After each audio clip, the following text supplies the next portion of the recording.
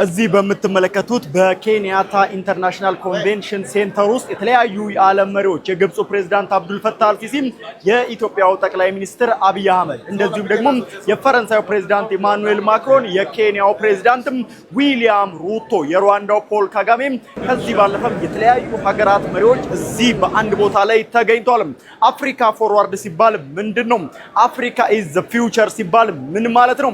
እዚህም ታዲያ የዓለም መሪዎች በአጠቃላይ መግለጫዎችን እየሰጡ ሲሆን ፈረንሳይ ከአፍሪካ ሀገራት ጋር የነበረውን ቀደም ብሎ የነበረውን ፐርሴፕሽን በመቀየር አሁን ላይ በአዲስ መልኩ ፈረንሳይም ተጠቅማለች፣ አፍሪካም ተጠቅማለች። የጋራ መግባባት የጋራ ፓርትነርሺፕ ለአፍሪካ ወጣቶች እንደዚሁም ደግሞ ለፈረንሳይ ስራ ፈጣሪዎች ትልቅ የተባለ ውጤትን ለማምጣት ይህ ትልቅ የተባለ ሰሚት ተደርጓል።